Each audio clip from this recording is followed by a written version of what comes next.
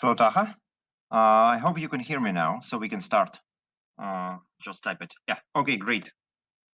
So we can start right now. If somehow we would lose my voice stream, let me know through the questions. Okay, so today's training will be about LigoWave as a company and LigoWave products. We may not have enough time to discuss everything, but we will start with the company data and brief introduction into LigoWave with one or two of the product families. So let me just proceed with the first history. LigoWave has been a result of a merger of several companies over the course of its history, dated back from late 90s. And we are the product of collaboration of people from at least 3 different continents with one goal in mind: wireless communications. So all of our products are related to wireless or directly wireless, Wi-Fi, and similar technologies. We still believe that regardless of the standards, and the history proves it, wireless communications will remain the driving force in the communications development.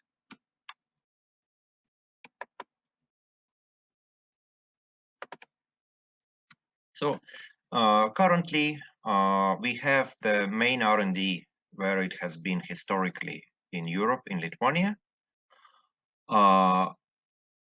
We still have about several hundred people working for our company in different countries and different continents. We continue to make some of our products in Europe at the old headquarters, while of course we maintain presence in the US, and we still have manufacturing base in China.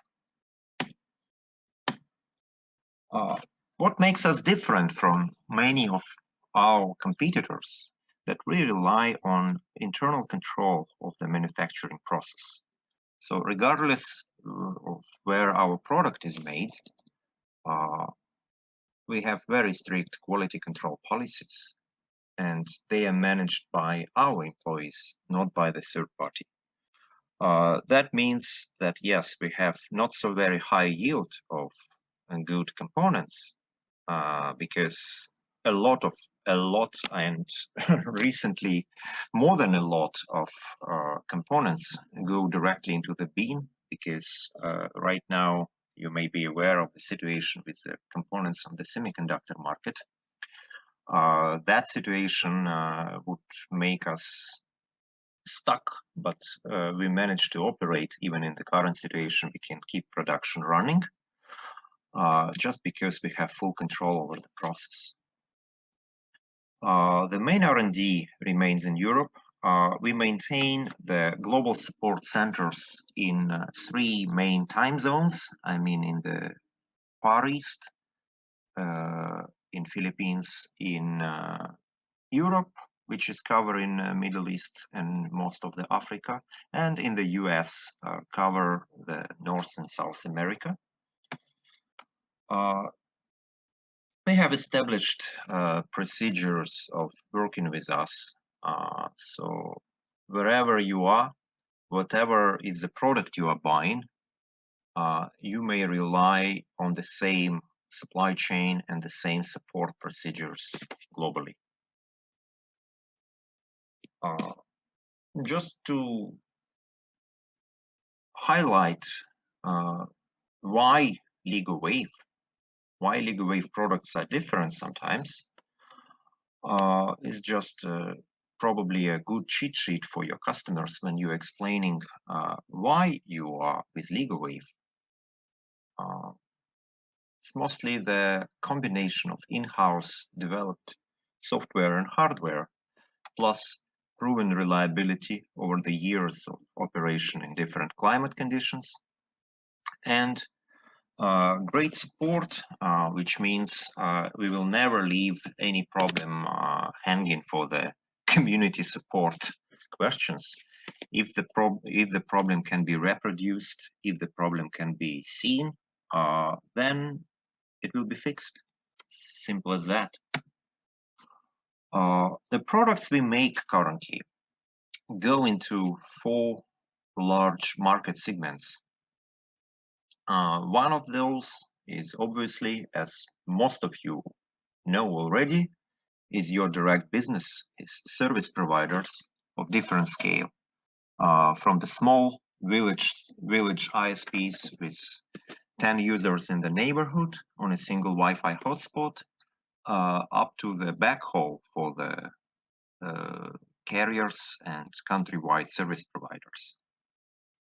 Another large segment, and still rapidly growing worldwide, is the video surveillance market, where our units, thanks to its very low power consumption and small size and high performance, are found to be ideally matching the requirements of the fast video transmission. In the industrial communications and IoT, our small radios can be integrated and are integrated into several IoT devices and provide the backhaul, Wi-Fi or licensed band for the IoT infrastructure. And last but not least is enterprise Wi-Fi, because traditionally our Wi-Fi access points, indoor and outdoor, were not only for the small office or home market, but largely they were high performance and designed to handle hundreds of users at gigabit speeds. So that makes them ideal for office networks and hospitality segment, like managed apartments and the large-scale Wi-Fi installations. I'll be able to share later a collection of case studies, unless XTREAM has already shared them to you. We have several big names in terms of carrier markets, countrywide licensed ISPs, worldwide using our technology. And the next section will be more related to our products. We'll start with DLB series and speak a little bit about LigoPTMP series. So currently, there are 4 groups of products by LigoWave. I'll start from the smallest ones, Infinity, which is several models of indoor and outdoor Wi-Fi access points with integrated antennas or connectorized. But both of them are high performance, and there will be few additions coming in that segment as early as later this year. LigoDLB is what we will cover in the next presentation. This is the widest segment, and this is historically one of the oldest segment of our products, which started as Deliberant series in early 2003, if I'm not mistaken, in the US. And surprisingly, we still maintain compatibility to some models which have been discontinued 12 years ago. DLB products are the most versatile since they come in a different forms, with different capacity, with different size of integrated antenna, or can be used with external antennas. They come in plastic enclosures, in metal enclosures. They are tailored for different applications, including video surveillance, and of course, their main application is ISP networks. LigoPTMP is a slightly higher grade of multi-point products for the carriers. We may not have time to discuss them in the details, but I can tell you that LigoPTMP is based on the same platform as carrier-grade highest capacity point-to-point LigoPTP, which we will talk about a little bit later. So right now, let's switch to the DLB presentation, and in the meantime, I appreciate your questions after that section.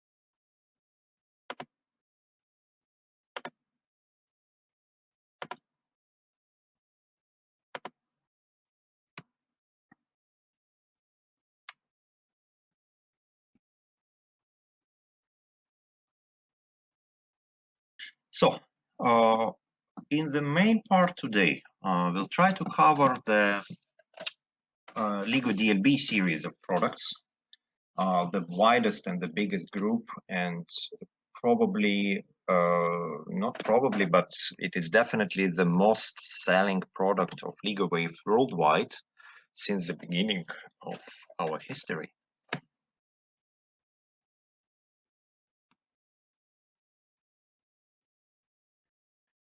As you may see on the picture, they come in different sizes and different shapes, and share at least 3 different hardware platforms inside. I mean, from those which are currently in production, and way more which we still support. But in short, where they are on the picture. So the DLB products have been created essentially as multi-point solution for the wireless ISPs. The idea is to deliver the capacity, several hundred megabits, from the tower to the building or to the individual house, where it can be distributed further through the Wi-Fi. DLB series have several models created to be tower-to-tower communication main, but of course they provide less performance compared to the dedicated LigoPTP. Another application of LigoDLB, and it is unique among other LigoWave products, that they can use both proprietary LigoWave protocols or can be switched totally into Wi-Fi compatible mode and basically work as a standard Wi-Fi access point or as a Wi-Fi client device in case you need compatibility hooking up to an existing network or extending an existing network. So in these 2 scenarios, you may see the typical applications, what I've just mentioned, medium capacity, medium range of point-to-point, and standard applications, point-to-multipoint, internet delivery, or opposite direction video surveillance traffic collection, feeding the traffic to the hotspots. So these are the 3 big application groups, and I believe you have at least one task on your table right now, which falls into one of these 3 groups. DLB are the most affordable products from LigoWave range, which makes them suitable. Again, there are different models, which makes them suitable for everything, for individual customer connections or expensive high capacity video stream delivery. Even if you need 100 MB per camera, LigoDLB still can do that. So one of the most popular devices and one of the most flexible devices in the LigoDLB series, there are connectorized units which are based on 11 AC radio, and they can handle over 500 MB throughput. It's over 80 kilopackets per second processing speed. So that platform can work as a base station, as an access point. Using proprietary protocols, we can see that close to 100 of client devices connected can efficiently share that capacity, which is ideal for the rural low-speed connectivity. At the same time, the same device can be a point-to-point link when equipped with high-gain external dish. It has a pretty powerful radio, up to 1 watt transmit power, and that 1 watt can be reached basically anywhere within supported range and frequency range supported by the standard DLB devices from 4.9 to 5.9 gigahertz. And we ensure that it has good quality of output signal at high transmit power across the range. This is in fact one of the unique capabilities of LigoWave, that we calibrate the radios for different bands.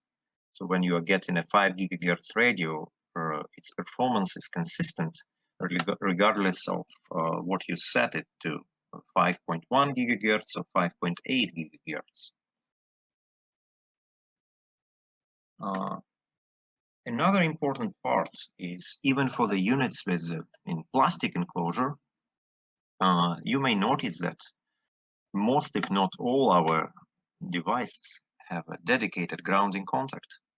That keeps it operational even under serious static discharges and surges. Not, of course, in case of the direct lightning strike. In this case, you will never have anything sent for repairs. But when there is a weather activity in the area, you know that some units die even before the first lightning strike. So if your grounding is done properly, if everything is connected properly, your chances for survival with DLB are much higher. But don't forget, this grounding and shielding also allows our radio to have much higher performance in terms of transmit power and in terms of cleanliness of received signal in case of strong interference on the tower. You can see what's inside. There are pictures of 2 platforms. In fact, there are more platforms right now, but this is a basic 2, which are the most common among the devices that you can see. Of course, the revision of the chipsets can be different, but these are the common parameters that you will see in the DLB devices. What is common is single gigabit port. PoE can be different, can be 24 volts or can be 48 volts, .3 AF AT compatible. So please pay attention to the manual or to the labels on the unit on the PoE supplied to make sure that you will use correct PoE for the units. The older devices which we still manufacture,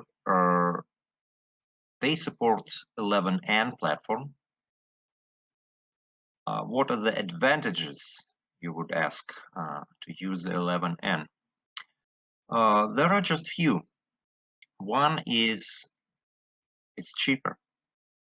Second, most of the models can work from 12 volts, so they can be used directly with 12 volt solar systems.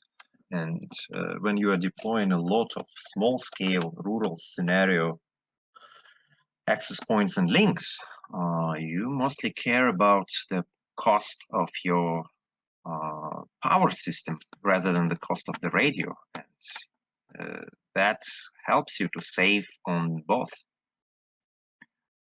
While offering less capacity than 11AC, older platform have some advantage in range. So if you're looking for the very long range, low speed, cost efficient scenarios, .11N based DLBs can be your choice. I mean, if you are looking for the cheapest way to transmit 40, 50 MB over 30 kilometers, so DLB5 can be your model of choice because they still provide enough of transmit power and the protocol is optimized for range rather than capacity. This is a list of 11N products currently in production. So as you can see, both of them share a similar platform. It's just big difference in the antenna in enclosure. We offer integrated sector antenna, which is, I'm not afraid to call it one of the best in class in terms of gain and coverage. And that eliminates the need of any pigtails, RF cables, which is not only the cost, which is also the losses in the signal and potential sources of issues, wrong installation or bad waterproofing. So simply speaking, we always try to convince you to use integrated antennas. Performance-wise, they are better. Cost-wise, they're better. Our integrated antenna unit costs, I'm sure, less when you combine the cost of radio plus cables plus antenna together with the separate deliveries. But more important, they are more reliable because there are no exposed RF components. And that is historical fact, which we won't even try to deny. However, we always do connectorized radio, DLB5 in this case, which will help you to connect to, say, Omni antennas, which we also provide, or to the directional 1.2 meter dish to send a signal for 50 kilometers. There are a few more models which are currently discontinued on that page, so I will not speak a lot about this. These ones are also gone. So let's switch to the 11AC series, which is the most common right now among our customers, since the demand for the bandwidth is increasing every day.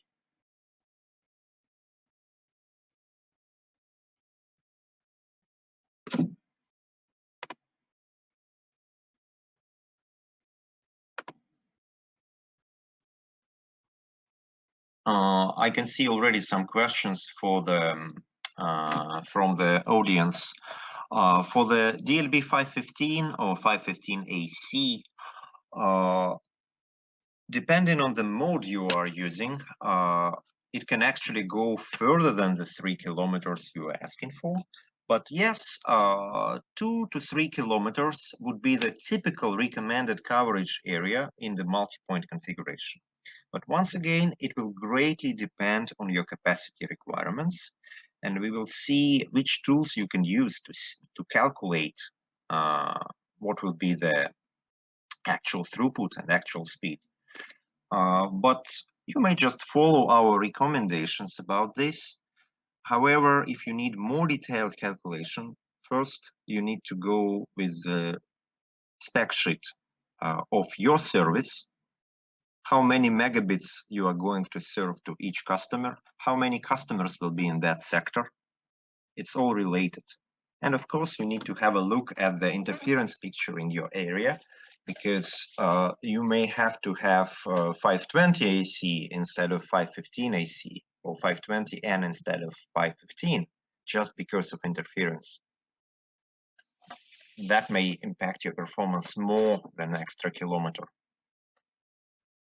So this is a product range, and as you may see, there is Match 5 AC, which is in a metal enclosure and integrated 23 dBi antenna and 48 PoE, which is basically designed as a high-capacity CPE with better insulation from the noise, or very robust medium-capacity point-to-point link. The sector, we recommend 590 AC as a sector of choice. We do not recommend any kind of external antennas unless you need some kind of special coverage like Omni. Omni, again, with DLB5 AC will work, but it will work fine when you have no interference. When you are deploying internet in a village where you may be ISP number 1 or number 2, that will work well. If you are doing it in the center of the capital city, anywhere in the world, you better not do that, because you will not even know from where the interference comes, and you will be unable to adjust your system to cover the area you want with Omni. So DLB5AC is a universal one for the links with big dishes. It is also a good client device when you have 20 customers within your coverage area and just one, some factory outside of the city limits, which needs just few megabits. But you don't want, of course, to deploy a dedicated point-to-point link for that. So in this case, cheap dish, which you would not use for the backhaul link, still will work fine for you, increasing the link budget and being able to connect the client from 10 kilometers or more.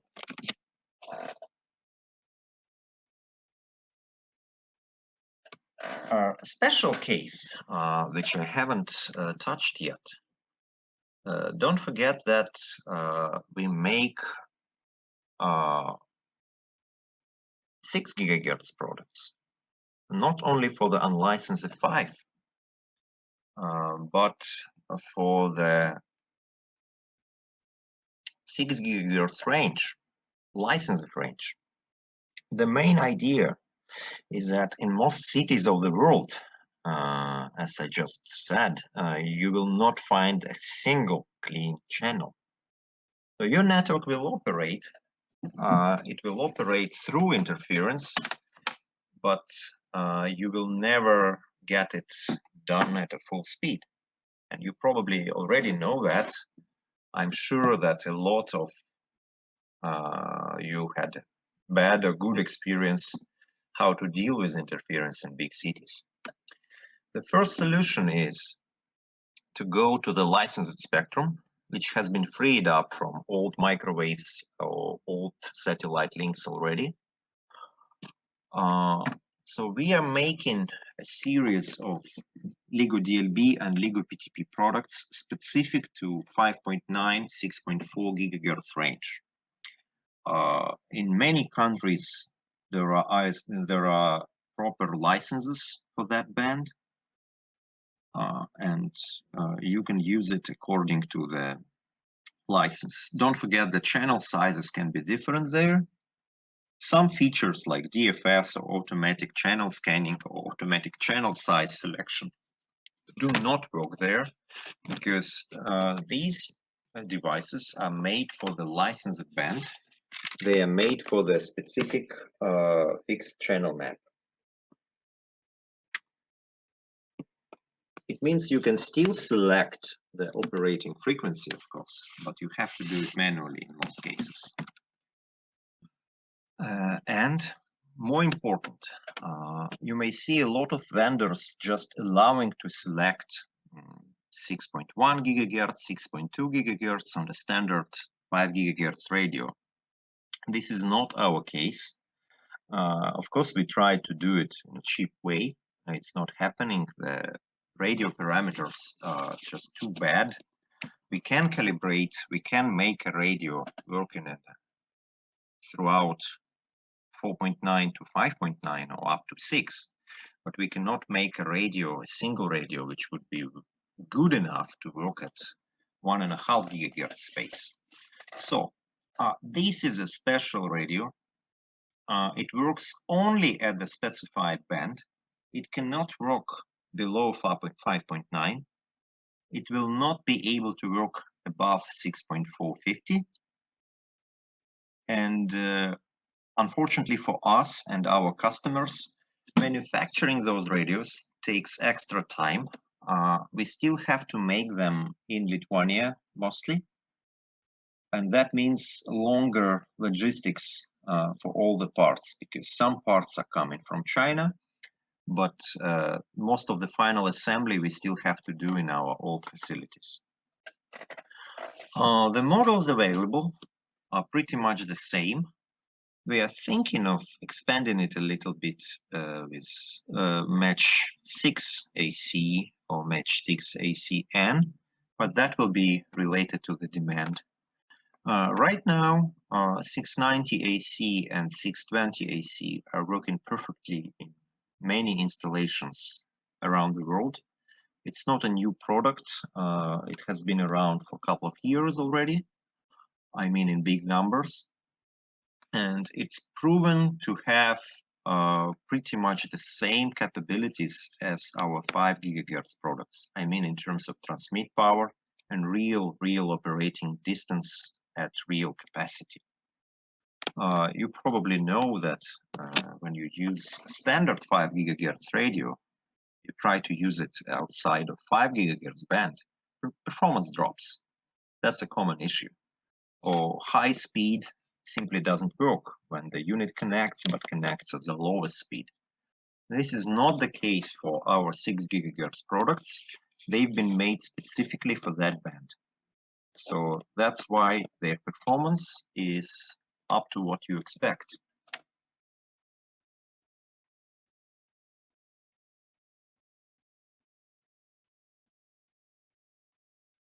2.4 products. I may not be speaking much of them.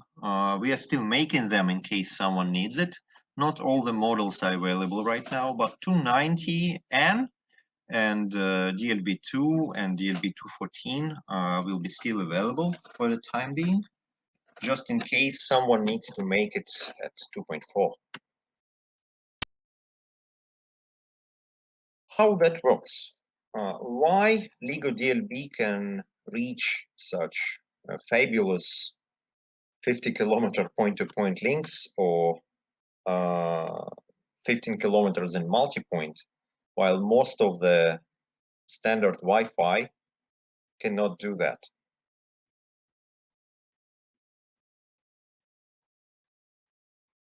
It's all in the firmware. When DLB operates as designed with a proprietary communications protocol in the air, it can achieve several millisecond latency per link, performance of over 500 MB, and well-documented and well-established ability to handle over 60, I would say over 80 clients connected to the same sector on the base station, to the same access point. Because of the protocol sharing the bandwidth between the clients and managing all the communications between the client and the access point. DLB supports 4 levels of QoS in hardware, and it has native support for the multicast in the air. So it can replicate or cut unnecessary multicast. I mean, it knows that there could be multicast traffic, so it handles it according to what you configure. The performance is nevertheless related to the performance of the radio. The software and hardware here work together to make sure that for each specific connection in each specific direction, the AP will use correct power and modulation settings to deliver as many bits as possible. The most important part of it is, of course, TDMA-based access control. The main issue of many implementations is that the clients suffer from contention in the air. That when client 1 and client 2 cannot see each other, which is a typical scenario in our outdoor environment, nothing bad happens in downlink. In downlink, the base station, the access point radio, forms a large parcel, a big block of data, which has blocks with the different destination addresses, which can be broadcasted or unicasted directly to the each client. there is no brainer. It can be done easily and efficiently. It's very easy to optimize. However, the problem happens during the uplink. The problem during uplink is that in a standard Wi-Fi environment, client expects to wait until the channel is clean. And the channel is clean when the AP is not transmitting. So there is a case where two clients can transmit simultaneously, which will cause a collision, broken data received by the access point. What happens next? They back off and wait longer. Finally, the collision situation will be resolved somehow, but for the sake of a lot of time being lost. Another issue is that the clients have no idea for how long the channel will be busy. They don't know how much data they can transmit right now without risking a collision and a data loss again. In case of iPol, all that is managed. All that is managed by the access point. So the remote clients, if there are DLB clients, of course, they learn from the access point not only that they can transmit now, they also learn for how long they can transmit. So this is a little bit similar to what WiMAX was trying to bring. And we were reading the WiMAX specs 15 years ago, and that was very funny because most of it has been already implemented by then. In fact, what has been implemented in iPol is a little bit more flexible than WiMAX, because WiMAX was doing the fixed schedule. Our devices operate on a flexible schedule. When the traffic load pattern changes, the base station, after several cycles, will recalculate the timings and will give more time to some other services or to some other clients. So that system is not lossless.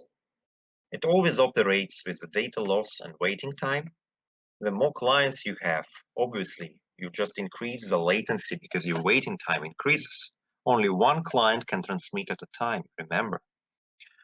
But what we can achieve is that we can achieve some sort of common good when it adapts itself to the common conditions, to the current conditions with the client traffic. And it can achieve, on average, the service is good enough to transmit even voice over IP and IPTV traffic.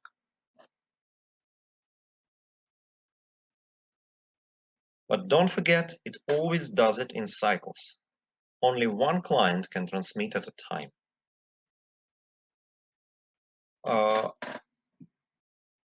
There are some fine-tune options which can be found in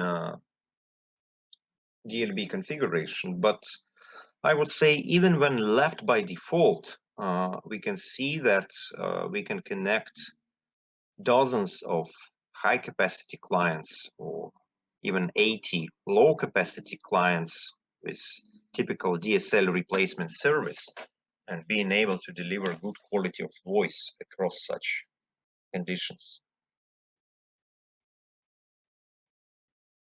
Once again,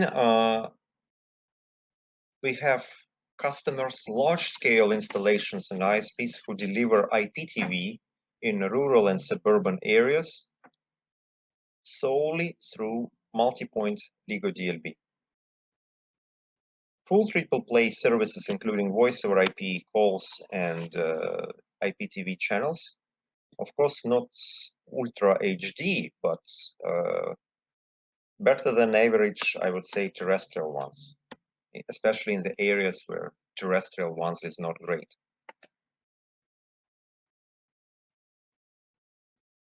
There are 4 QoS levels supported by DLB, and you can do prioritization, automatic classifications based on layer 2 parameters or layer 3 packet marks. Remember that prioritization based on layer 3 requires some usage of CPU resources. It's not hardware accelerated. Typical configuration of the radio is very simple.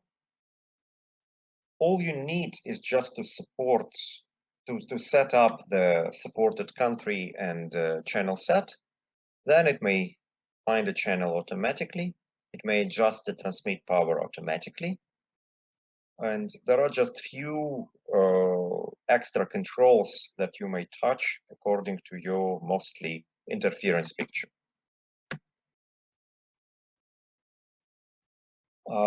One of the samples why LigoDLB can achieve better throughput in the noisy conditions is that you have options for the system to react. Basically, most of the units by default measure the packet error rate, the amount of lost data in the air, to make a decision about decreasing the modulation rate or increasing the modulation rate and decreasing the maximum block size. They always play with these parameters and they always try to achieve as many good data bits pushed through according to the current conditions. That is always on. That doesn't need to be switched on and off. And this is a sort of self-optimizing protocol in the air, which is driven once again not by the signal levels. Signal levels can be great, but there could be periodic interference. So the short packets at high bit rate may have better chances to go through rather than long frames at lower bit rates. Several models of LigoDLB have the feature inherited from the higher throughput LigoPTP systems, dual boot, where there are dual flash images, and that protects them from power failure during the firmware upgrade. But please make sure that you have a dual firmware image in case you are planning to do firmware upgrades on the sites where the power can be cut. And if your unit has still only one firmware bank, yeah, something bad can happen. Still, of course, there is a recovery firmware image, but that means a site visit. With dual boot models, you may ensure that nothing happens even if you disconnect the power during the firmware upgrade.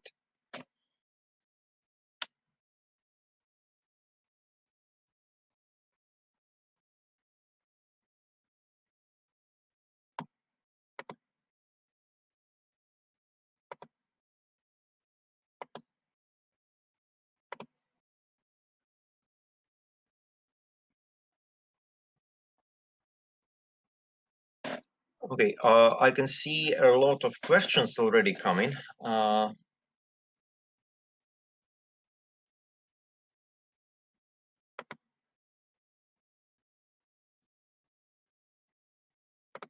Okay, the first one is from Ziad. What is the purpose to have only one single Ethernet port?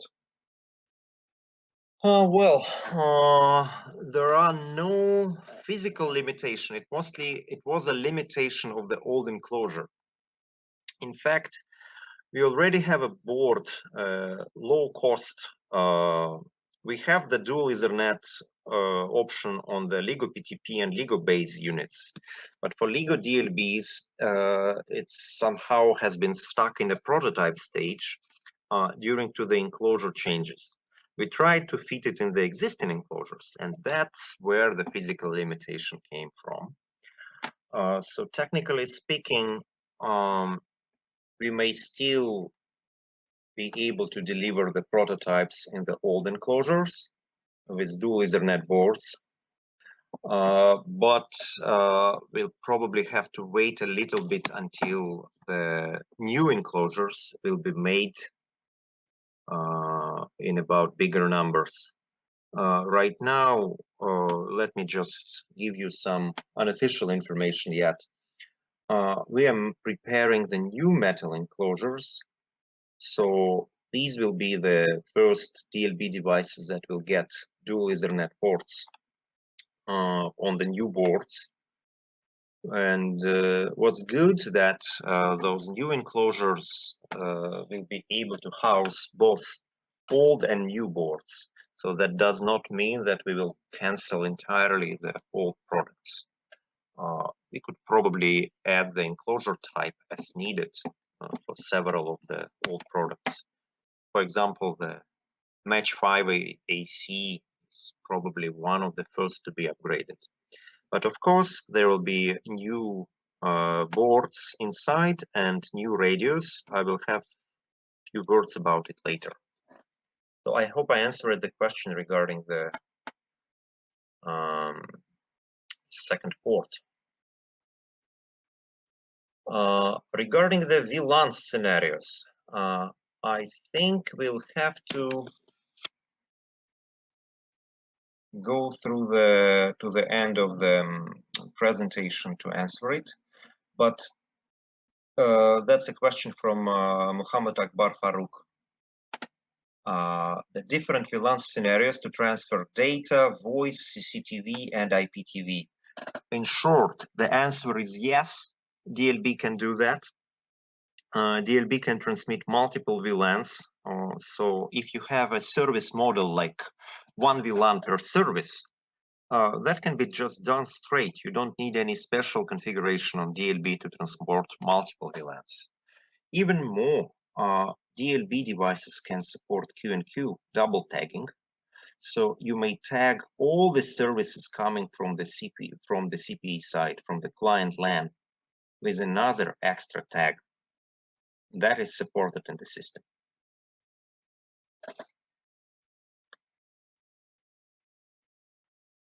So management with LAN ability on LigoDLB 520 CPE. That's a question from Elvin. Let me check with the guys, what firmware are you using? I think on LigoDLB, you already have the management VLAN option. Let's check again, because I know that there are few other options have been added, like filtering the management VLAN, for example, allowing to connect through the management VLAN only by the radio side, but blocking it from the Ethernet from the client LAN side. Let's get back to that question after training through the technical support through Munasfag, for instance. And the last question so far in the list regarding the surge protection. Yes, it is inbuilt, depending on the radio type, depending on the platform type. There could be different protection levels. The minimum is on 11N devices is 1 kilovolt to 3 kilovolt. On the bigger devices, you may see that it is 2 and 4 kilovolts, respectively, line to line and line to ground. So this is IEC class 4, and that protection is inbuilt in the PoE port of the radio itself, and in the surge arrestor inside the PoE. It also has a surge arrestor. They work together. The protection is achieved only when you have both of them grounded. That is the most important part. If you don't have good grounding on the ODU on the radio, the protection will not work. It will simply not help. There is no way for that extra electricity to go to. The same applies to the surge arrestor below in the PoE. Most of the PoEs, they do not have a dedicated grounding contact like the radio, like the outdoor unit. The only grounding contact you have there is a surge wire in the power cable. So if you are using any sort of adapter in your socket, say you are using European power cord in the UK universal adapter, it's 100% that the grounding contact is not connected. So in this case, please make sure that you have a proper socket for your power cable And even if that socket does not have the ground, make it. Just make it. Make that extra wire. It will cost you less than replacing a radio or your switch. Don't forget that the surge may come from the LAN to the radio, or it may come in opposite direction from that long cable on the tower. Radio will survive, it's protected, but your long cable coming through the PoE, which apparently may not be grounded, it may come to your switch, it may come into your LAN directly, killing it if your PoE is not grounded.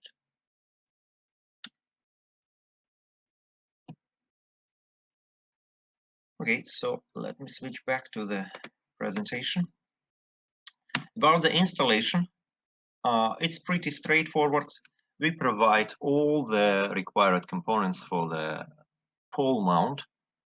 For most of the devices, it can be just metal mounting kit or a plastic strap for the small and lightweighted DLBs like 515 and 520. The 515 and 520 has a special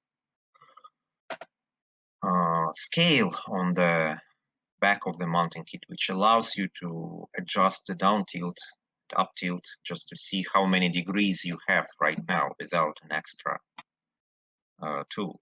But of course, I always recommend to have, say, a compass application or camera application on your phone, which will allow you to see if you just stick it to your flat portion of your antenna.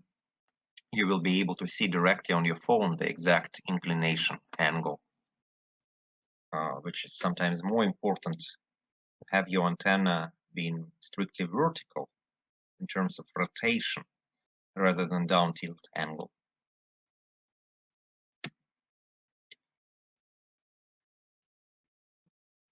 All of LigoWave devices, they have feed-through.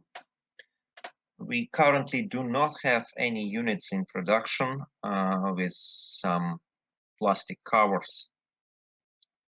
In most of the cases, it will be plastic or metal feed-through. And just to make sure that when you are assembling it, you are using the RG45 connector matching your cable. The minimum requirement for us is category 5E shielded foiled FTP outdoor grade.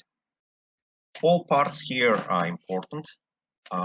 It must be shielded, it must be foiled, it protects the cable from the surge. Second, category 5E is the minimum requirement if you want to operate it at 100 meters. Outdoor grade double jacket cable is recommended. In most cases, if it is not UV protected, the regular indoor cable will crack under the sunlight within several months. If you're lucky, maybe within a couple of years. An outdoor graded cable, they have UV protected shield. The plastic will not degrade under the UV. But the most important one is matching your connector with your cable. So many issues have been noticed recently with wide acceptance of category 6 cables. Yes, we like them. Category 6 works just fine, but make sure that on category 6 cable, you're using category 6 connector, and vice versa. On category 5, use category 5 connectors.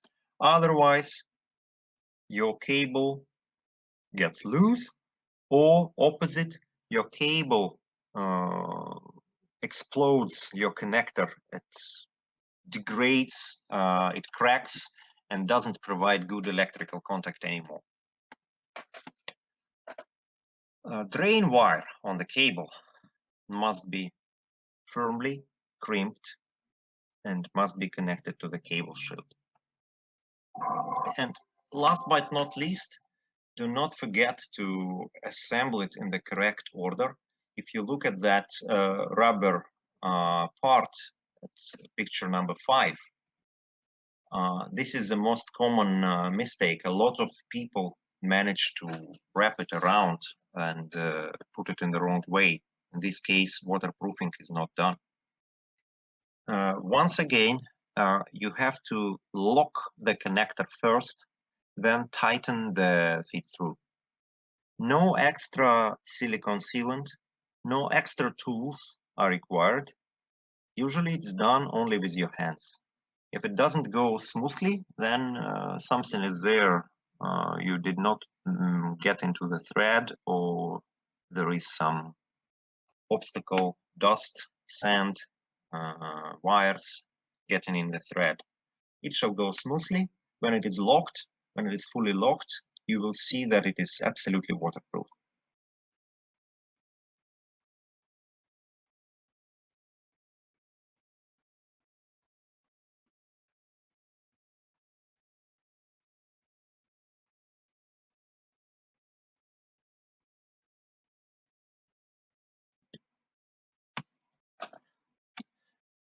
On power supplies, there is a list of units which require 24 volts and 48 volts.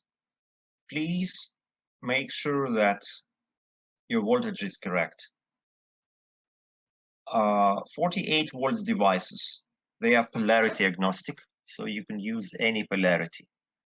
On the 24 volts devices, make sure that your polarities matches. All LigoWave devices have the same PoEs in terms of voltage and polarity. If you see the matching voltage, it will work.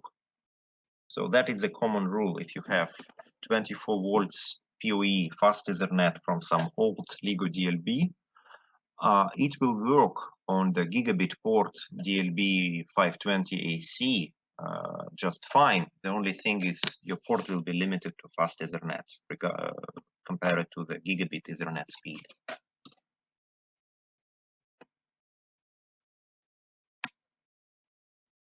So these are the options you can use to power the unit. Just make sure that you have the matching voltage. So it can be PoE switch, it can be first selection is our PoE, it can be third-party PoE switch. If it has enough ESD and surge protection level, if it is an industrial switch, then you can use it safely with our devices. Just make sure that polarity and voltage will match. Or you can use second Ethernet port from the LigoWave device or some other device to provide the power. Usually those ports are already surge protected. They are from outdoor devices. What do you have on the back of each LigoWave device is an alignment indicator, which shows you the strength of the signal received on your current radio. But of course, for the fine alignment, we recommend to connect to the web GUI, disable the averaging counter, and make sure that you can reach the maximum, or if you can reach the level according to your calculations. Common question, why there are two bars on the antenna alignment page? It's not received signal and transmitted signal from the other end, no. Antenna alignment shows you only your received signals, and because all of our currently manufactured devices are MIMO 2x2, there you see two signals. Ideally, they should be similar. They should be within several dB. If you see the difference of more than 5 dB, make sure that you have an explanation for that. Antenna rotated too much, some obstacle, horizontal or vertical, which diffracts the signal in the given polarization or something. But ideally, as I said, in a normal line of sight link, without reflections, without obstacles, those signals must be close to each other within a couple of dB.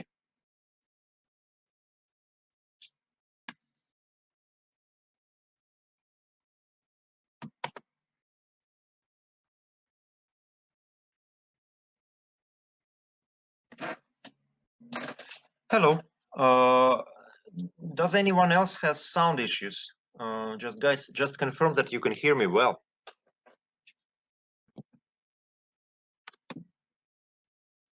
I can see that my connection is still okay.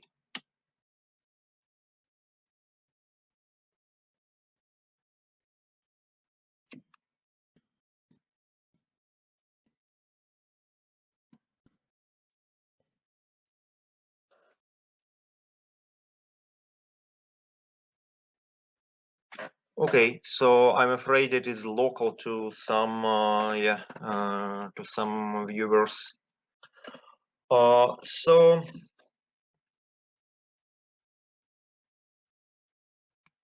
let me go through the questions first.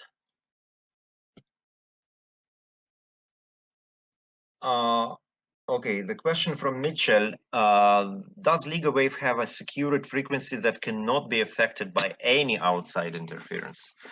Well, I can tell you that most of the interference happens where you have tons of cheap devices, from Wi-Fi to the door openers and baby monitors and video extenders and so on.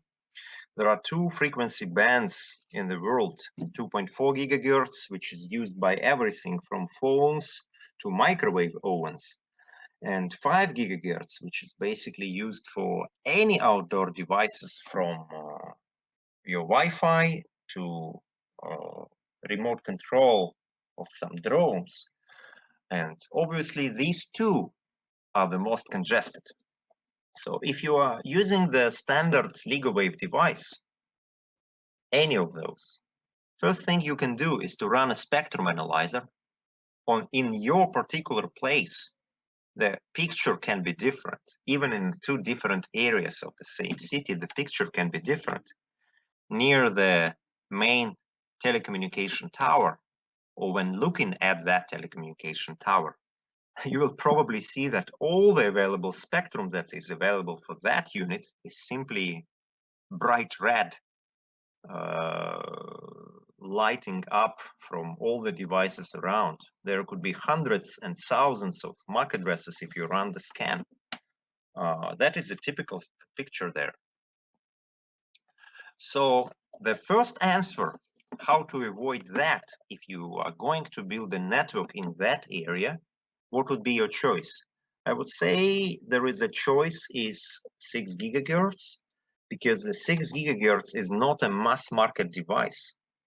If you just look at the numbers of Wi-Fi and non-Wi-Fi devices, you can see it is like 100 to 1. So at 6 gigahertz, there is no Wi-Fi. There are no phones. And even if there are point-to-point links, they are point-to-point. They are not providing coverage. They are not giving that much of interference. There are no home users using 6 gigahertz devices because in general, they are just more expensive. If you look at the antenna costs, if you look at the radio costs for 6 gigahertz, they are more expensive for the same reason. They are not mass market. So I would say yes, the first choice would be in the current situation, if you cannot step aside from 5 gigahertz, if you cannot find any silent corner on your spectrum analyzer picture anywhere, go to 6 gigahertz.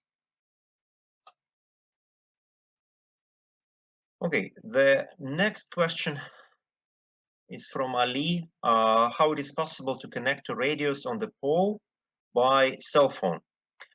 There are two options, in fact. On LigoPTP and LigoPTMP radios, we support a dedicated Wi-Fi management interface. It's not yet available on the DLB family.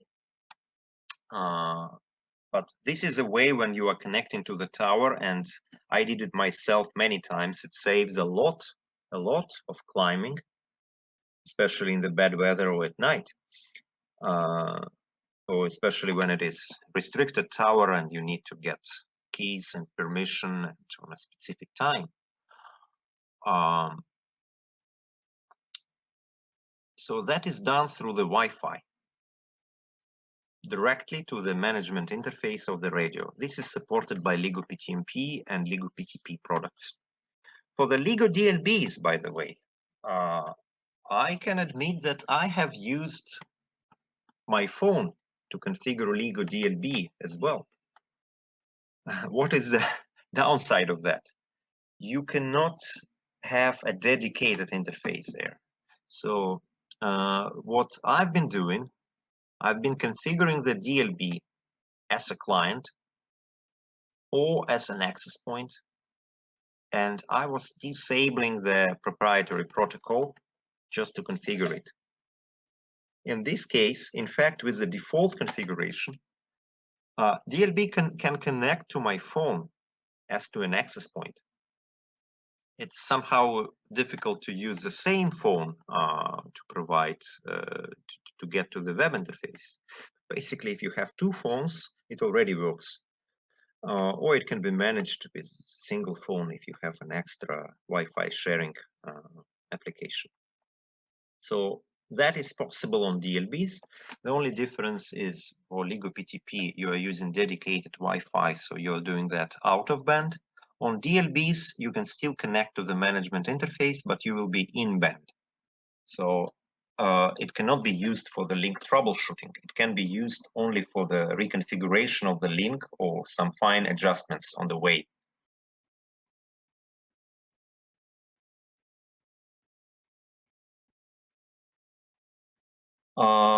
Fabrice asks a question, how many devices can connect in wireless to the DLB? I will show a few examples. We have a number of world record holders who connect 60 or even 80 simultaneously active clients, not just sleeping clients, but the clients which receive the service constantly, which is seen on the monitoring screen. Yeah, in rural environment where you have low interference levels or when your ranges are quite short, you can do that. The system has enough juice. The CPU on the base station, the platform is fast enough, even on the DLB devices, to connect over 60 clients simultaneously.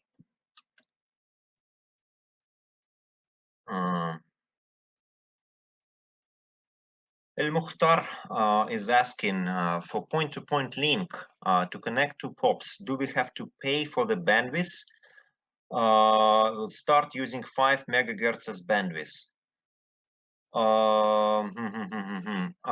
For us, you don't. The DLB devices, they come, or most of the LigoWave devices, they come without any licensing scheme. So you can use any unit of LigoDLB in either role as a client, as an access point, or as a point-to-point link device without any license changes. And any LigoWave device, you can use at full bandwidth without any license upgrades. So there is no hidden cost in software licenses. We probably, for LigoDLBs, we only sell the extended warranty as a license, as extra fee. So regarding the connection between your two towers, just put it in the link calc. Look at the terrain profile, look at what antenna size you can handle, and that's it. You can determine what will be the best combination in terms of channel widths and antenna size and capacity. Next question from Mohammed Kaba. Can CPE has two different VLANs, one for management, one for other service? Exactly. That is the default scenario where you have a management VLAN enabled. When you enable management VLAN, management IP is bound to that VLAN interface only. All other traffic passes unchanged, even if there are other VLAN tags. If, for example, that VLAN number is, which say you are going to use VLAN number 100 as your management VLAN, and that VLAN 100 can also be used by the data traffic from the customer. In this case, you may enable double tagging and enable data VLAN. So you will tag all the traffic coming from the client with yet another tag, say tag equivalent to the number of your client in your list. Say client 29 will receive the tag 29 SP tag, outer tag 29 on top of any existing client tags. So untagged client traffic will be tagged into 29. Tagged client traffic of 100 will be tagged with 29 and 100. So your management VLAN will remain separated with the tag 100 only.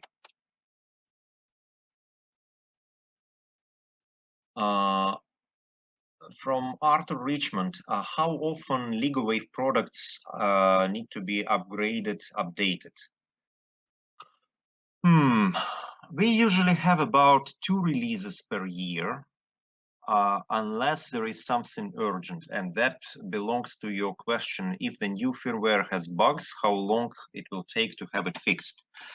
Depending on how quickly we can reproduce it, usually it may take several weeks or sometimes days. I can give you example, the most recent example, when the vulnerability, the crack, key reinstallation replay attack has been found for basically all Wi-Fi compatible devices in the world. We produced emergency bug fixes and recommendations how to disable potentially vulnerable services within a week time, and within several weeks all the affected products have been fixed. The LigoPTP and LigoPTMP products, which are non-Wi-Fi, they did not need a fix because they are not Wi-Fi, so they are not related to the Wi-Fi issues. From Muhammad Akbar Faruqi, do you have license band products? Currently, we have it only for the 6 gigahertz, 5.9 to 6.4. This is licensed band frequency, and remember, it may be restricted to use in your country. It may need a license. In some countries, 5.9 is light licensed, but everything above 6 gigahertz is, I would say, 100% everywhere requires a license, because eventually, if you don't know what you are doing, you may harm your VSAT uplinks or terrestrial 6 gigahertz microwaves. Another question from El Mukhtar Muhammad. Which modulation can be used on PTP for our products? Currently, all products that we have, they use BPSK to 256 QM. We actually tried to use higher modulations on the existing radios. We do not achieve any reasonable gain in throughput to justify that. So the highest one right now is 256 QM. So we reach about 9 bits per hertz for the point-to-point products in terms of spectral efficiency.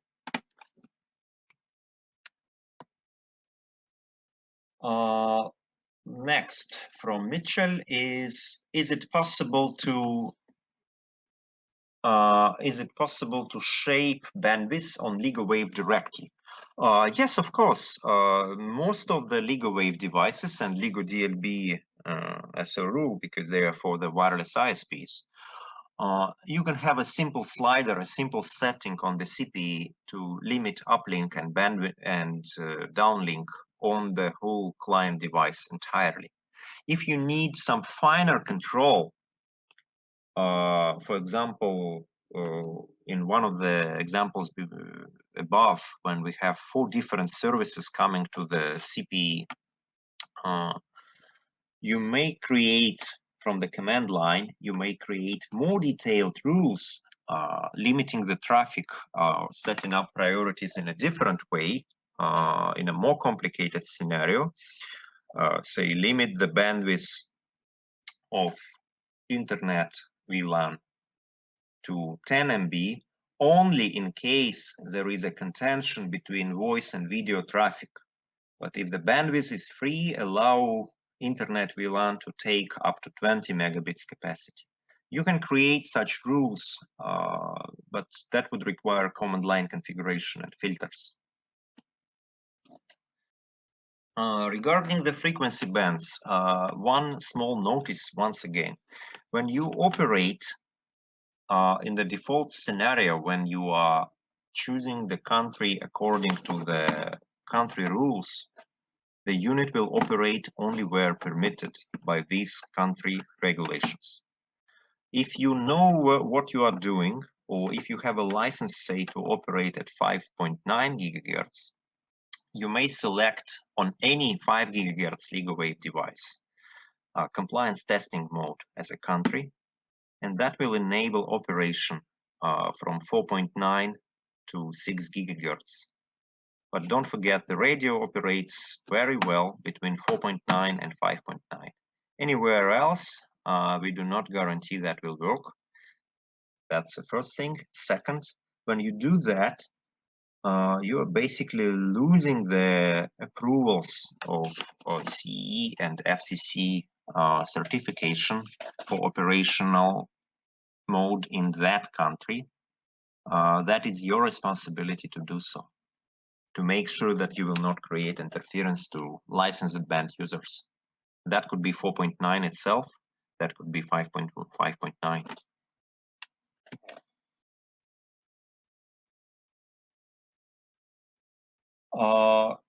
The question from El Mukhtar Mohammed, 64 QAM and 256 QAM modulation. Yes, it is standard on all 11 AC LigoWave products, on all Ligo PTP, Ligo PTMP, and DLB AC series.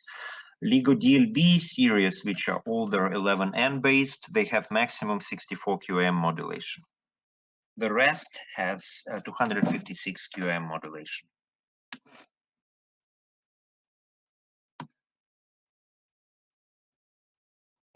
Another question regarding licenses, bandwidth, link encryption. As I said, no. All the features are available in the standard package, which means AES 128 encryption.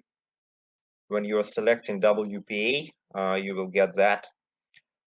We do not support other encryption methods because they are vulnerable to attacks.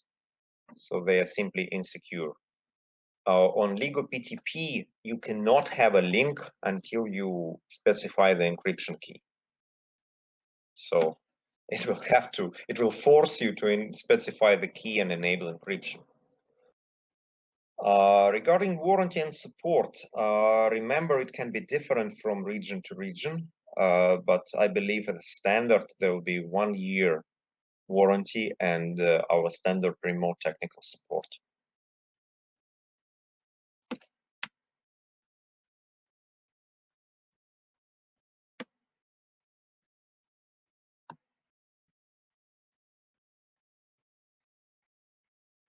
Okay, so let's move to the...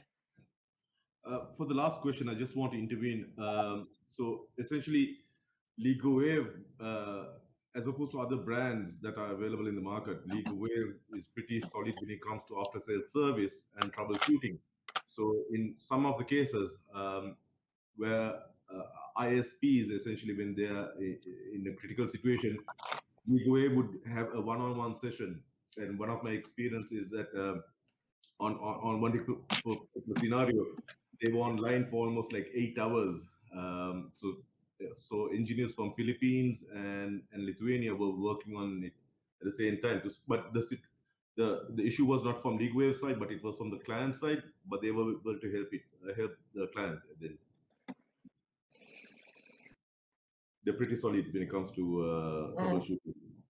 Well, when there is a situation that, for example, we cannot replicate when the client reports something which really affects not like a single isolated device, which is clearly not a simple hardware fault, when it is happening in several places around the network, but say cannot be replicated in our lab, Yeah, and if basically multiple clients in this case are affected, yeah, of course we will take an extra step to find out what is happening exactly and how to prevent that. In this case, we may not guarantee that we will solve the problem as soon as I can see it, but that will be the first step, just to see it and to understand what is that and why it is not being replicated in our case, in our outdoor playgrounds, or why it did not affect other customers. So there must be always an explanation, and there must be always a workaround or bug fix. Then there is another question: can LigoWave limit or control the access to specific sites as can be done by routers? Well, I would say yes and no.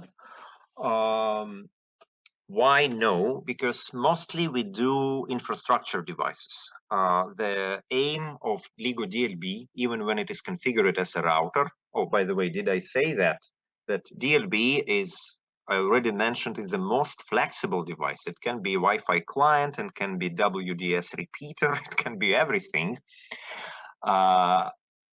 So from the networking side, by default, it is a bridge, but you may also configure it as a router. If it is a client device, it can be made a router and will do the net. It will be happily replacing the router for your client. But DLBs, unfortunately, do not have enough CPU power and memory to do deep packet inspection and to do the content filtering. Probably the only exception for that is when you are configuring a hotspot on DLB. Because remember, DLBs can be a hotspot with integrated hotspot controller functionality even. You may go as far as using NFT Infinity firmware on them, which will make it totally a standard Infinity access point.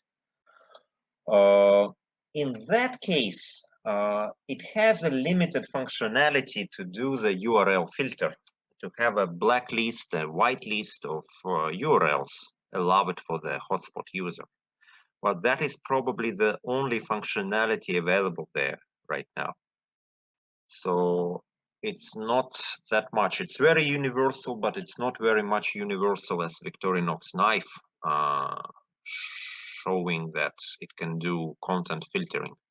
In fact, I can tell you that from the networking performance point of view, content filtering is very extremely CPU and memory intensive. If there is a basic DNS website address filtering, that is very easy to avoid. But for the real content filtering, I would really suggest to have a dedicated machine, not even the big whatever security appliance. You can do it cheaper on the regular server hardware. Just a server which will be running Linux, whatever, and have a specific content inspection firmware, content specific inspection application, which will be regularly updated or looking into the standard block lists over the internet dynamically.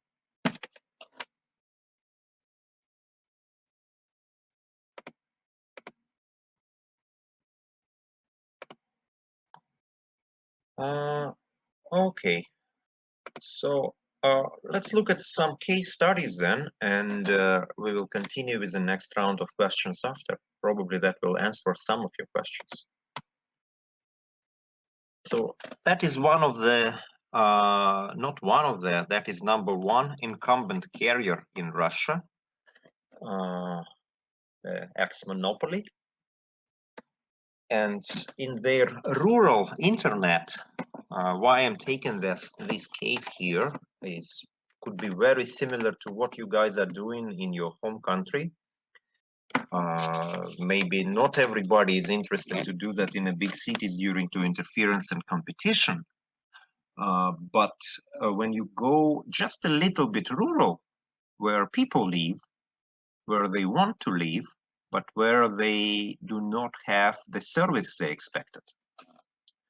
That was a typical scenario in Rostelecom network, which has been rolled out in already several regions of Russia. So we have clearly more than 10,000 units on air just in their network.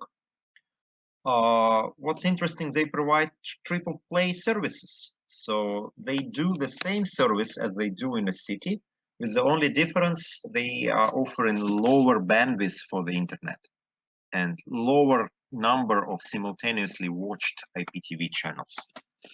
Other than that, it's like a standard triple play for the residential villages, for the housing compounds outside of big cities. How it is achieved? By flexible DLB configuration. That's how their typical network looks like. As you may see, a small village next to the train station, which is just outside of the cable reach. So the coverage, as you can see from the scale, is several kilometers. Another ISP, another case study from Russia, from the diverse climate conditions, has about over 2,000 right now clients connected using LigoWave. And again, this is the same rural service provisioning model. They don't do cities, they're not interested, they're more interested to go to the small towns in their region where they have thousands of clients. Because there is little competition and because the people really can pay for the bandwidth for the terrestrial service, as it is more reliable than any DSL in that environment and more reliable than any VSAT connection. So their typical range is about 3 kilometers. They operate at 20 megahertz channel sizes due to the local regulations, and they still can deliver 75 megabits per sector on average. Remember, in some cases, they have over 60 DLBs as clients per sector, not per base station. That's how the typical setup looks like. It's just basically the village coverage. And those are the typical CPEs, as you can see, next to the satellite dish. One of the screenshots from the network showing 60 active stations, and you can see that the network is actually loaded and most of the CPEs are operating at a good signal levels. That is the only recipe how to achieve higher numbers. Do not connect clients until you make sure that the connection is good. What happens, remember, it's TDMA, you are sharing the capacity. If your typical service is 10 megabits oversubscribed internet connection, how many clients you can connect if you have, say, average 100 megabits per sector? If you don't do any oversubscription, you connect 10 clients. If you do 1 to 5 oversubscription, which is still perfect, you can connect 50 clients and more. But this is under assumption that all of these clients can operate at 100 megabits per second at least, or faster, which is easy to achieve if you look at the current scenario, how they can deliver 70 megabits per sector. Let me just zoom in. You can deliver 170 megabits per sector. If you look at the bit rates, most of the bit rates here, 100 something, or at least they're higher than 80. Right? In that case, everybody operates at that speed.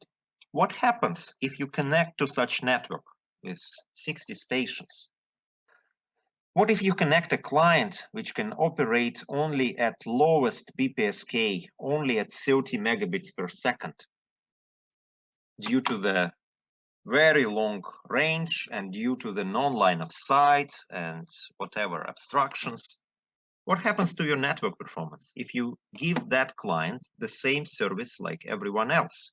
If you allow that client, a single one, to use 10 megabits at a raw bit rate of 30, it will occupy 30% of your base station time eventually. Of course, the protocol mechanisms seeing that will try to optimize it, will try to manage this, but it will be playing together with others. So to deliver 10 megabits to any other client, it will take 10% of the base station cycle time. To deliver 10 megabits to this client, it will take 30% of the base station time. So that customer costs you more than 3 customers.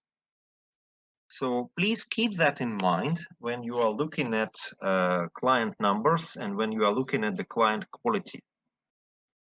We have some safeguards which will prevent base station overloading, but there is also a manual one which will prevent client connections if eventually their link conditions went terribly wrong. Antenna was rotated in a wrong direction, something has been damaged, or some obstacles have been put. In these cases, it's better to have them disconnected rather than affecting the whole throughput. As you can see, the CPU load of the base station with 60 client connected is only 25%. So there is no bottleneck in terms of the CPU performance. The bottleneck will be most likely the radio. So that's what they do in those conditions. But remember, there is not much of interference. It's rural.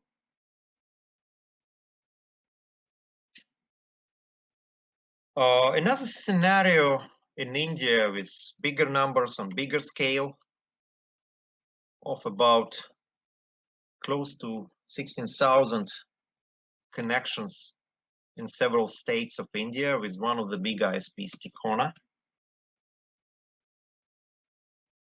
And one of the usage of DLBs, as I mentioned, can be just Wi-Fi access point. DLB offers a very cost-efficient way to have a single band access point. Why single band? Because remember, DLB is only single band. It can be 2.4 only or 5 gigahertz only. It cannot be both. If you need a regular dual band access point, please order NFT to AC 90 or NFT to AC N Blizzards. They operate as dual band access points.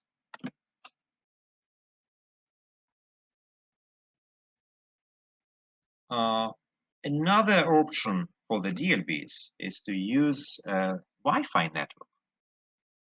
That's another scenario of temporary installations for the holiday makers, for the beach areas, recreational areas, or sport events areas where DLBs were deployed due to their small size, low cost, and flexibility, where you could make the backhaul and access coverage on the same type of the equipment.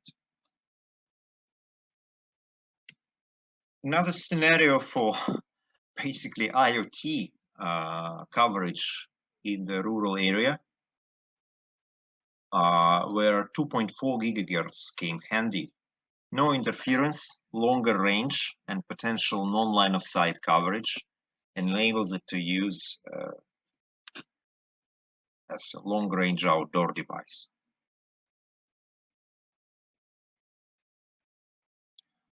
Don't forget that DLBs are pretty universal, and you have to configure them according to what you are going to do. In most cases, you just leave it default. By default, LigoDLB client will connect to anything. It will connect to iPole, it will connect to WDS device or any third-party Wi-Fi. If you are using, of course, DLB as a Wi-Fi hotspot or as a Wi-Fi client connecting to the third-party device, you have to select a specific model of operation. if you want to use LigoDLB as a hotspot under Infinity Controller, you have to make sure that you upload the special firmware into it. In this case, you will lose all the functionality of the long-range operation, but you will get Infinity Controller compatibility. It will be only a Wi-Fi device. So sorry, let me skip this part because we will not be able to do any hands-on labs right now. But I will stop here a little bit on the calculations. For our customers, absolutely for free, just with the self-registration, we have a great tool called LinkCalc. I think you've already seen it. The link is from the main website. You can self-register there, which allows you to calculate your point-to-point and, more important, multi-point networks in a different modes. So you can do the heat map of your coverage and try to play with, say, elevations and antenna type to see how would you cover the area first, from which spot you better cover it. But it also has a special modes to calculate each of the multi-point links separately in the same way as you do for point-to-point. And it will allow you to recalculate them all at once when you are, say, changing the location of the access point, or when you are changing elevation and antenna type or radio type of the access point. So that saves a lot on planning rather than recalculating the links manually one by one. Just an example, it gives you the ability to put your AP and clients and then play with the parameters like elevation to see if you can overcome the obstacles.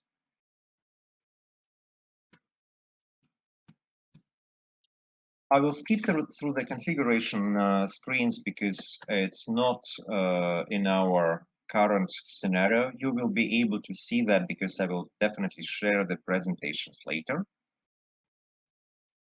But let's go through the planning things. These are the guidelines regarding which channel you have to use and what would be the practical bandwidth limits depending on the channel size used. So as you can see, you can achieve over 25 megabits in just 5 megahertz channel size. And if you don't need more, don't try to use more, especially if you have a lot of interference around. However, if you are going to use maximum capacity, if you need, say, all 500 MB for your point-to-point link, yes, you have to use 80 megahertz. That is the maximum channel size used by LigoWave devices. Remember, the channel selection can be done manually, or it can be automated, where you may select several channels and leave the system to decide based on the noise levels. Don't forget, please, especially when you enable compliance testing mode, when you have 200 or something channels available, please do not select all the channels. You may increase your waiting time, your scanning time to minutes.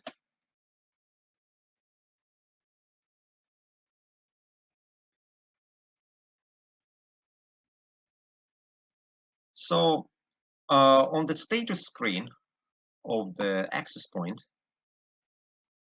you will see that typical picture, which you've seen from the reports of the clients. You will see the station MAC address with the station name and IP address for the management, signal levels, as you can see on the local side and on the remote side, SNR or RSSI, depending on the version and depending you want to see. Well, obviously, I prefer to see SNR as a final indicator of the signal strengths I'm getting. Transmit and receive bit rate for each direction, and link up time. So Basically, the same information can be seen on the controller. We will talk about it later.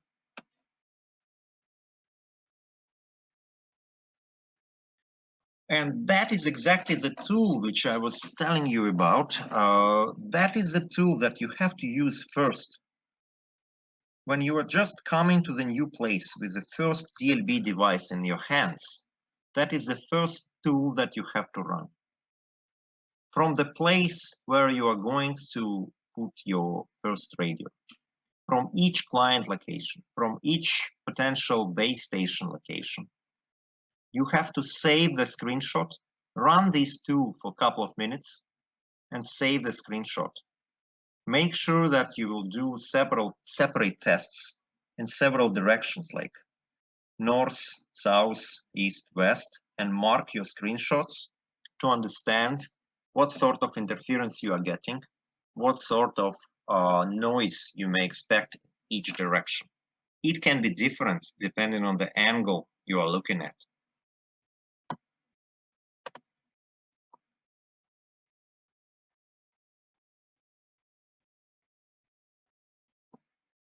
The top screen is top part of the screen is a real-time signal picture.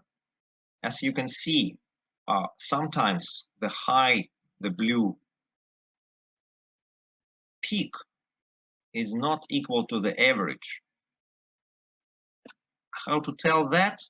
There is a bottom part of the screen, spectrograph, which may show you that, for example, this part is actually more loaded, and this part is more loaded than our current channel. Despite having some high peaks here, there is no actual load. So by looking at that screen right now, you can identify, so that part of the spectrum where the red line is right now is set, where my marker is set right now, is perfectly suitable for your new link, because this is the least loaded area in the 5 gigahertz band. Well, of course, you may go below to 4.9, but I'm not sure, depending on what your devices can support or what country restrictions you have. So the spectrograph screen has very simple meaning. The less color you see, the less brightness you see, the better will be the channel. All LigoWave devices have the integrated test mode, which will allow you to test the actual bandwidth, not the raw bandwidth achieved on the link, but the actual data throughput capabilities of the link. So this is definitely the final test which you have to do after deploying any device.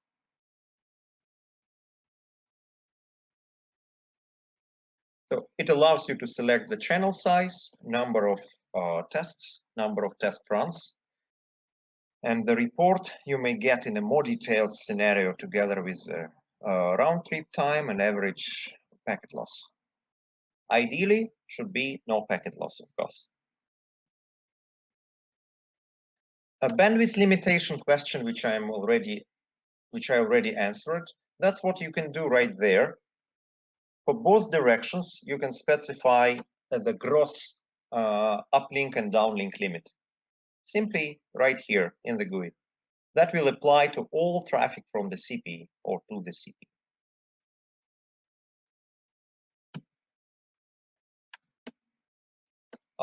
Answering your questions regarding data and management VLANs. That is a simple diagram, what is happening.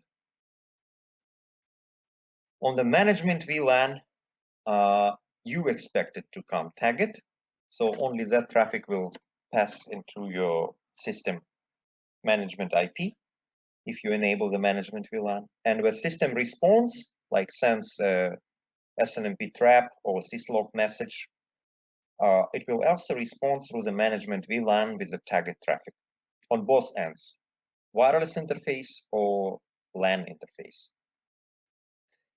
Data VLAN on station is exactly the double tag. It's an outer tag. When the traffic comes from the air, it must carry that data VLAN matching number. In that case, we know that this traffic is for this station. That outer tag will be removed, and all the inner tags or untagged data will be sent out to the client LAN. When the process is opposite, when the station receives the traffic from the client LAN and the data VLAN is enabled, it will tag it. Regardless of existing tags, the new tag will be added on top, and that traffic will be sent to the wireless interface. Data VLAN on AP will do the same. Remember, it will remove the tag. So in general, you need to specify, if you are doing the standard multi-point operation, you will need to specify data VLAN only on the CPE. If you have a central switch on the AP side, your AP do not requires, on any of your APs do not require data VLAN configuration. They will remain like a standard transparent trunk port.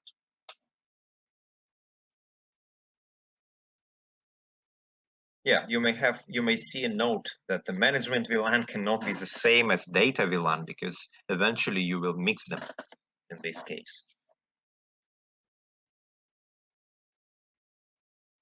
And this is a configuration of the data VLAN.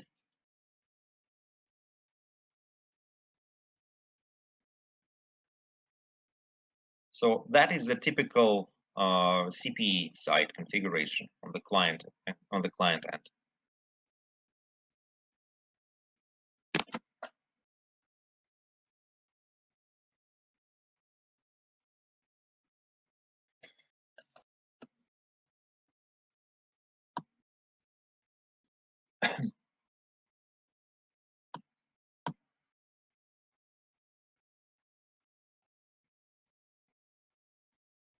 By the way, that screen shows the good source for multiple questions about LigoWave devices before opening a ticket or before calling anyone, before emailing anyone at the technical support. Please look at the questions in LigoWave knowledge base. That is wiki.ligowave.com. You have the link to that site from the main LigoWave website. There is a collection of the questions. So just start typing your question or product name. You will see if you can find something related to it already. So for example, what to do if you've forgotten the password or you set up the management VLAN but do not remember its number?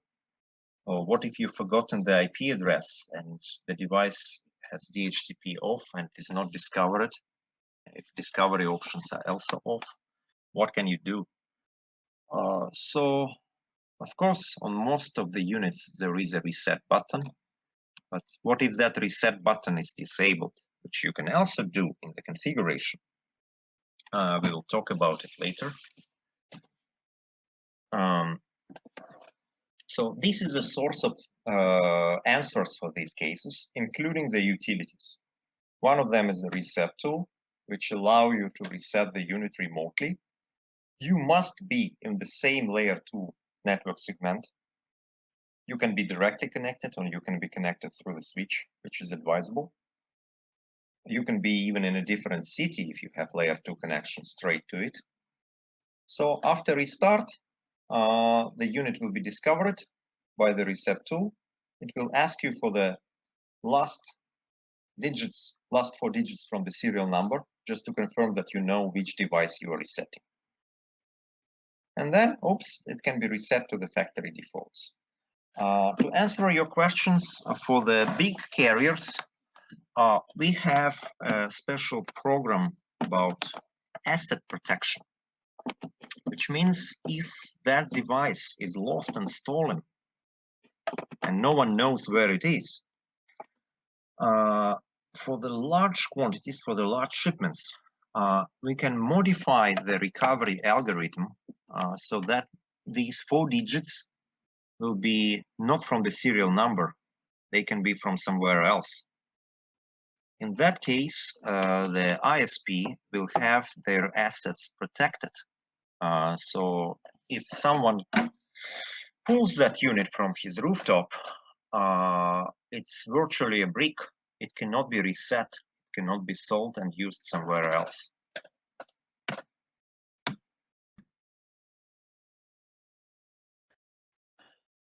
Regarding monitoring and maintenance, first of all, as I said, discovery, there are multiple options like SSDP and Bonjour protocols, which will help you to find your device in the network or even identify its management VLAN. But monitoring in general can be done through two things, through SNMP, through any SNMP compatible monitoring app. We have our MIB files where at the same support website, you can find them. So you can monitor all those parameters. The unit will also send active traps. If you set it, you can set thresholds when to send the traps, when say signal levels suddenly change or the link degraded and the retransmission count increased over some thresholds, or ping to some website or some local client site became too long.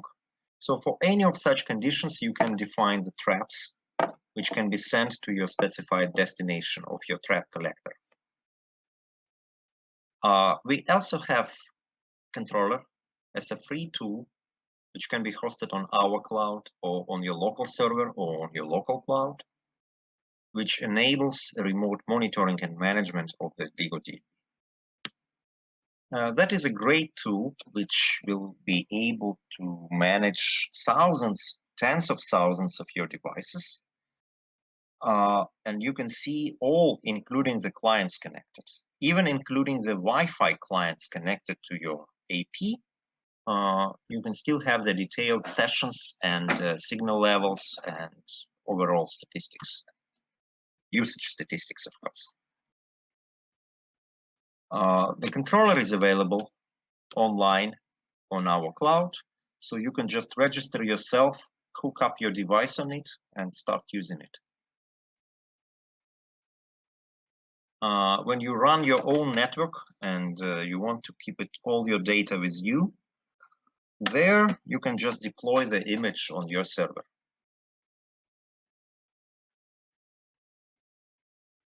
As I said, it provides full centralized maintenance for all types of data, all types of clients, LigoWave clients, or even Wi-Fi clients. It allows your geographical network to be segregated into towns, subnetworks.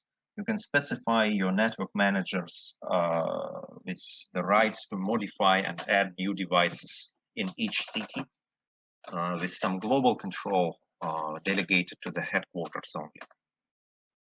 It allows you to map your network and quickly identify the problematic areas by trend analysis. Do the centralized firmware upgrades and configuration backups. All the configuration is done on the client to server model. So for example, if you have a network in some remote village which is connected only through the VSAT to the internet, not through your dedicated link, that network connects to your controller over the internet on public IP, through the net, through the multiple private IP addresses. It's no problem because it's the same like the client is connecting to your web server using TLS, using HTTPS, for example. So it's the same way of the configuration where each remote device has to be configured with the controller URL and controller ID, and then it has to be confirmed on the controller side when it appears as unregistered device. So you are confirming it by looking at the MAC address. In this case, the keys are generated and saved on both sides. After that point, the device is authenticated, and it will stay authenticated regardless of the firmware upgrades or the configuration changes as long as the controller ID is still there in the device, in the remote device configuration.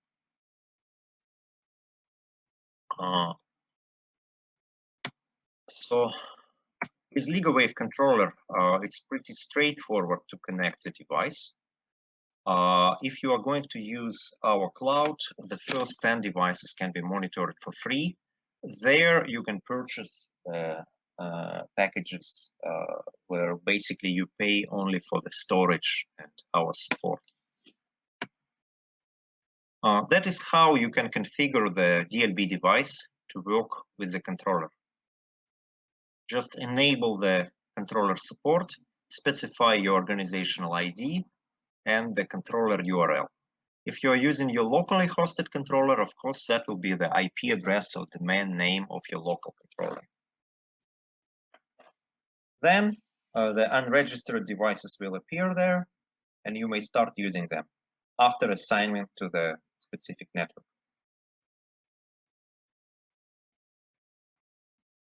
So when it is on board, you will see it immediately after a few seconds. For each unit, you can have detailed information about the radio and the total status. SNMP counters, as I mentioned, it's a standard SNMP. You can download the MIB files and use whatever SNMP application you like. Remember, it is absolutely unrelated to the controller.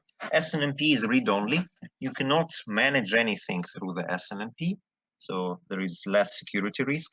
At the same time, don't forget SNMP may expose your, for example, passwords or encryption keys, even if they're in the hashed form. But SNMP works in parallel with the controller, so you may have separate monitoring application if you say better like some graphs on some other app, or if you need just reachability information about your network.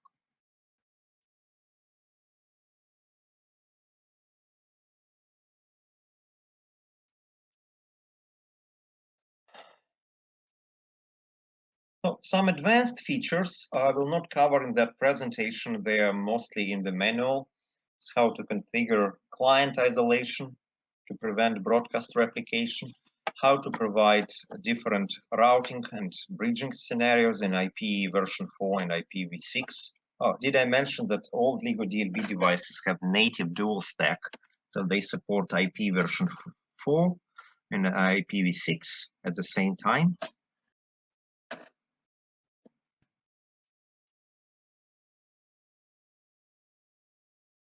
So that is all about LIGO DLBs today. Let's make a short break. How much time do we have? We essentially scheduled to have the introduction today, and then the training, the remaining training on Monday. Shall we continue with the training, full training, or you want to split it? I think we'll be better split it because I believe people would accumulate some questions over the weekend. Okay. And the next session will be regarding LIGO PTP, the high performance point-to-point products. And the spare time on the second session we will make on more questions and answers of how to solve some particular questions, some particular scenarios. Fantastic. So have you completed the training for today? For LIGO DLB, basically, yes. So I'm waiting just for the final questions, I believe. And please prepare for the questions for tomorrow. Oh, okay. Sorry, for Monday. Okay. We got one question. We got one question from, yeah, I think it's covered. Are there any questions that you'd like to ask from Andrew?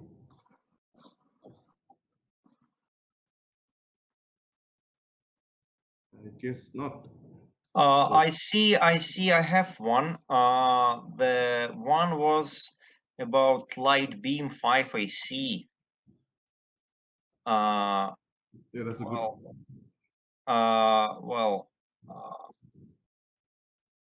The first question from which I remember from other side. Did it work for 80 megahertz channel size and point to multi-point scenario? I believe this question was Okay, but another one, just let me look at the specs.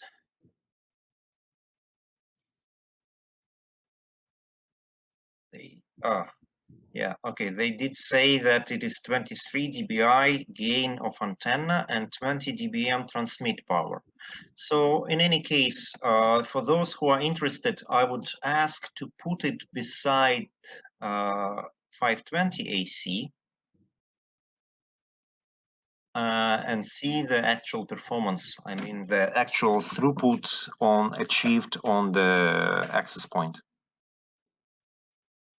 I think that would be the fair comparison. Because that would answer the question regarding the antenna gain, and that would answer the question regarding the transmit power. Put it somewhere at like 3-4 kilometers in a clear line of sight, side by side. And since we support, say, Wi-Fi mode, we can connect them, right, to, say, DLB access point and run the test, throughput test, just compare the signals. Secondly, just connect it, say, to Ubiquiti access point and do the same in the opposite direction, because again, Ubiquiti will connect, our client will connect to Ubiquiti AP. So that would answer some questions, and I believe they would be equal at best. that would be my first review by looking at that device specs. What I can see, yeah, they show that it has management Wi-Fi. Yeah, unfortunately, that's what we don't have on the current DLB platform. That's what we don't have yet. I did not cover one more thing, which I promised. Sorry, there is another question. Cloud subscription licenses. Yes, if you are going to use our cloud controller, which we update and maintain regularly, then yes, there are subscription plans. Please contact us depending on what you are going to do there.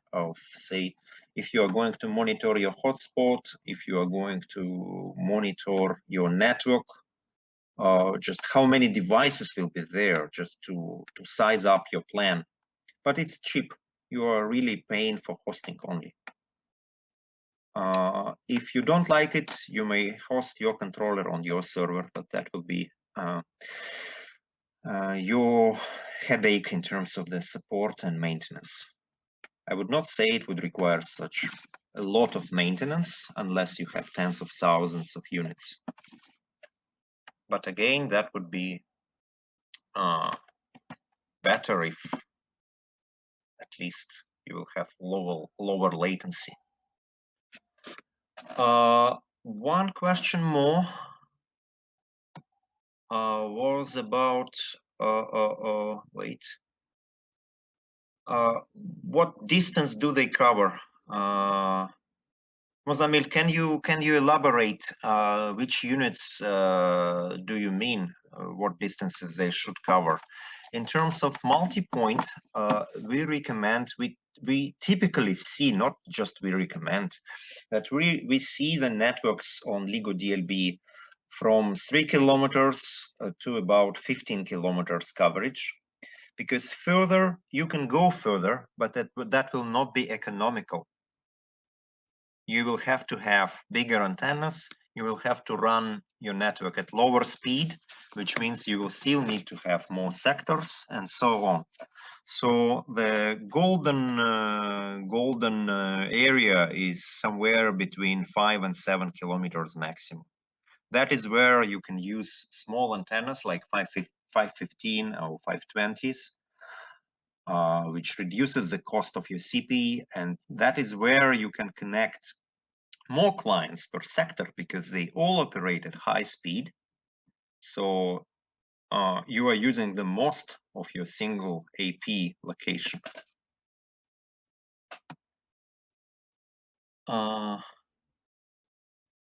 Fabrice, you say you did not catch the answer, but please tell me to which question, because you apparently had several questions already.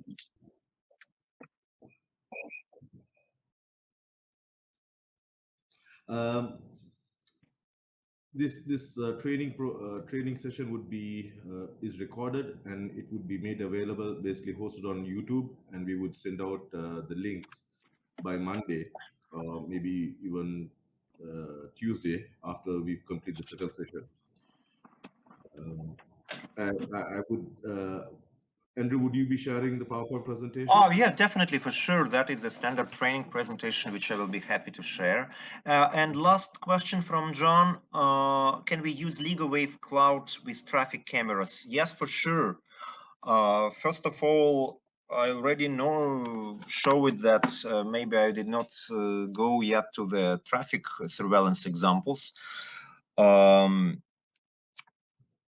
You can use LigoWave devices, and DLBs in particular are extremely popular as solution to collect video streams from the multiple cameras, regardless of the distance. It can be several hops, it can be just one hop to the fiber on the street or to the base station on the rooftop from the street intersection. Or I've seen installations where it was purely wireless across a small town, with like 5 or 6 hops to reach the far ends entry points to the city on the highways, with the license plate recognition and high-res cameras at the street level. All that can be transported through multiple hops. Remember, the DLBs introduce just few milliseconds delay per hop, even in multi-point, even when you introduce 20-30 milliseconds. That is still okay for video and for PTZ control of the camera. Next, of course, you can monitor all that on LigoWave controller, on the cloud controller, or on the locally hosted controller. So you will see the status and load and your video stream. Of course, you will not see the video stream itself on the controller, but I mean, you will see the mean line and the trend line of the load on each particular client connected or on each particular camera connected. So you can quickly identify when something goes wrong, like the load drops, which means the camera has to be checked, or the settings of the camera has to be checked, and the overall network health, that your latency is in place and your signals within the limits. To add to what Andrew said, currently Sharjah police, the Emirate of Sharjah police is, and I believe Ajman police is using Ligo DLB 520 ACs for their street cameras. Yeah, because they're one of the smallest. They're literally invisible. Okay, one more question. Yeah, that is a question from Fabrice, was how many devices in wireless it can support.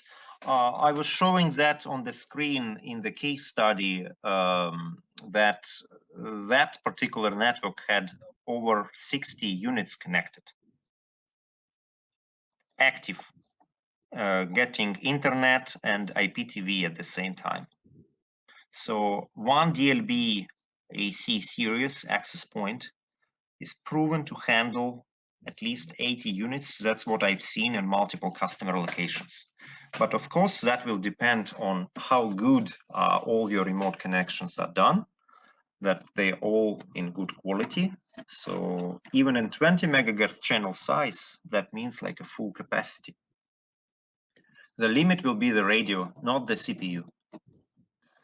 One more question. Yeah, the presentation is showing year 2020 for the new products in pipeline for 2021. Okay, I will promise you to show a couple of slides on Monday. I will not be able to share them. I will just tell you that we are currently working on, I already told you we are working on the new platform and a new enclosure. And that new enclosure will also house the old platform devices. But I did not elaborate what will be that new platform. That new platform will be 11AX. I will not be able to tell you more because we just have a policy just not to promise something before it is really available. But I can tell that probably the indoor 11AX products will come out first. But of course, as I told you, the platform is common and outdoor products will also be on 11AX soon.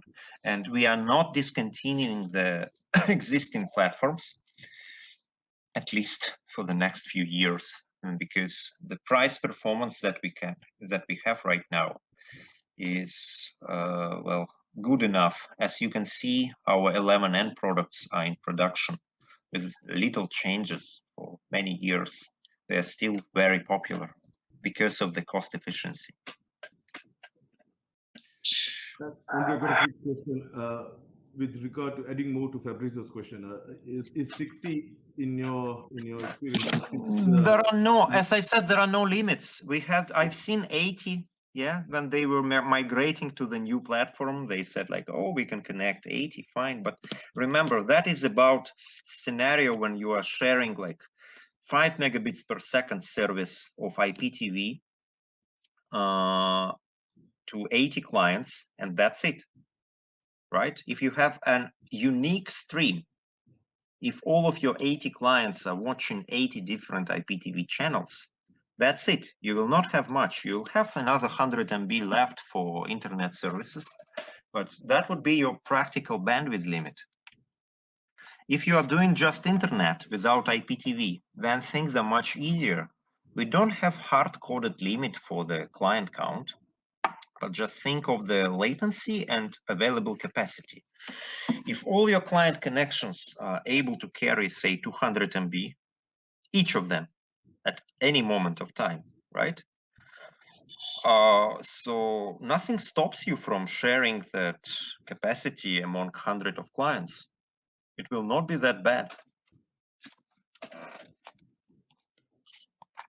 Right. With regard to the file, you all could get in touch with your dedicated sales engineer, and then they would be able to provide you with the file.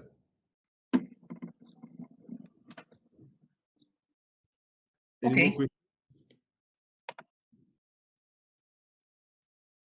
So I guess we are done for today. Thank you very much, Andrew. It was quite interesting. We're looking forward to the next session that will be held on Monday at 10 p.m. 10 a.m. GMT. 10 a.m. GMT. Yeah. Thank you again, and thank you all for participating. Please, if you all haven't asked any questions, if you all have questions, please write it down, and we could get them answered by on Monday. Having said that, if you all want a one-on-one session with Andrew and myself, please let us know, or you can get in touch with your the account manager, your sales engineer, and then we could have it arranged also as well. Okay, so we'll call it a day. Thank you very much. Thank you all. Yep. So I'll see you guys on Monday. And I also like to apologize for the first few minutes of the training. We were just getting used to the platform. Apologies for that. Thanks, Andrew. Thank you very much, guys. We'll hope to see you again on Monday. And yeah, for the materials, I will share it through the guys directly supporting you. The PDF version is coming right now. Goodbye. Thank you. Goodbye. Goodbye.